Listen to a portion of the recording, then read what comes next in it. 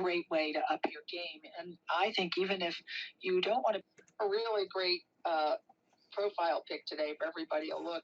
It's a picture of what looks like him with some turkey coming. So, Coach Corn, thanks for last week, and I love always your structure and processes that you bring to the table. What have you got for us on this? Oh, and you know, I'm just reiterating everything everyone has said, Don. It was amazing while you were gone, even though we don't like you to be gone. You know what I love about this stage is like everybody has a different take and a different angle, and then we plus what other people are saying, and there's hardly any like just duplication. So it's I take a page per speaker. So start looking at stage, and that's how many pages I take every morning when we do this room.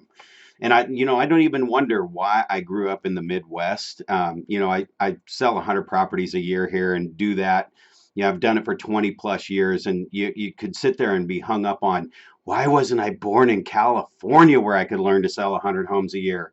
And I think it comes to this day, Don, exactly what you're saying. It is about being able to share the experiences that I've been through because I had to figure out how to do that to survive here because my average price point is so much lower. So my commission is, a quarter of what all my friends in these fun states, I say, um, experience. However, along with that too, you got ups and downs that we don't have in the Midwest. So my share, I just you guys trigger things and just bring up experiences, and I love sharing them because I know there's a lot of I call myself the average Joe crew. Not that we might not all do that in our own area, but I'm pretty average in the Midwest. Everything here moves slower, goes slower, doesn't do radical changes.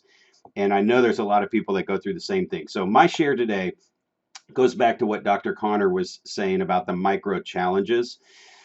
The first thing that I do is I have to visualize exactly what it looks like at the end. I mean, I have to know what that world looks like so I know what I'm driving to. And when you talk to a lot of successful people, they never really know how they got there. They just know they got there, which if you get, just go through your notes that you've taken so far and you've heard that a bunch.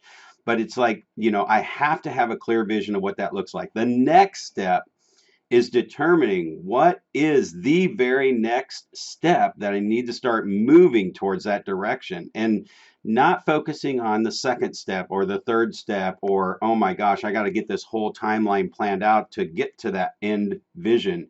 It's really just like what Rick said about just getting it going and you got to start moving. So I don't know. I heard something once, don't spend too much time getting ready. I mean, we think ready, aim, fire, right? But it's okay to fire and then ready and aim. And sometimes getting that second step, that first and that second step going can get that momentum started to start carrying you through. And once you take that first step, all of a sudden the second step gets a little clearer and the third step gets a little clearer. And then pretty soon you look back, whether it's a month, 6 months, or 6 years, or 10 years, you look back and go, wow, how did I get here so fast? So it's okay to do that. So here's my tip, my little bonus tip.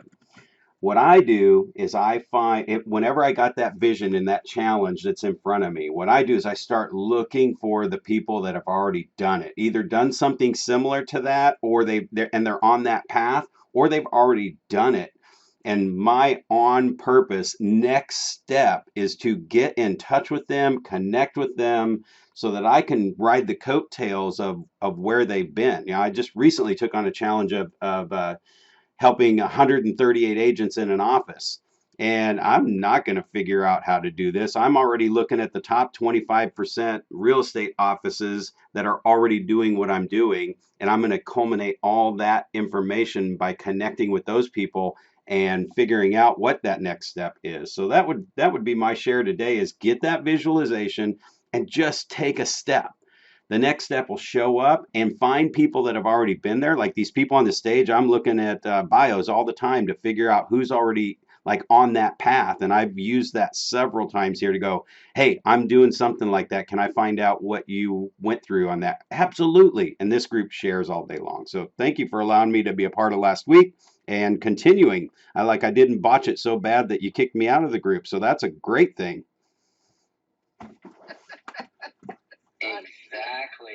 Exactly. Well, unfortunately, I've known this guy for a long, long time, and I have faith and trust. But you've also earned the spot because you've dropped such nuggets on a daily basis. So, Coach Corn, glad to have you here. And Michelle, back up to you.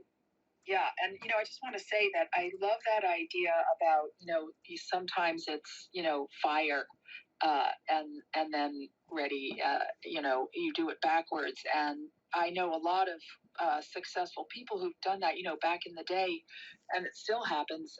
Silicon Valley, where someone will come up with an idea, and VCs will fund the idea before the actual concept has ever even been moved into a reality. They don't even know if it'll work. And then they come behind it and throw everything they can at it to make it become a reality. So, we should take a note from that page, because I do think sometimes that is one of the ways to success, and definitely love the idea of looking for people that have already gone before you. And thank you, Coach Corn. Hey, I see Glenn's in the house. And with that, what I'd like to do is move the mic to Jordana. Hey, Jordana.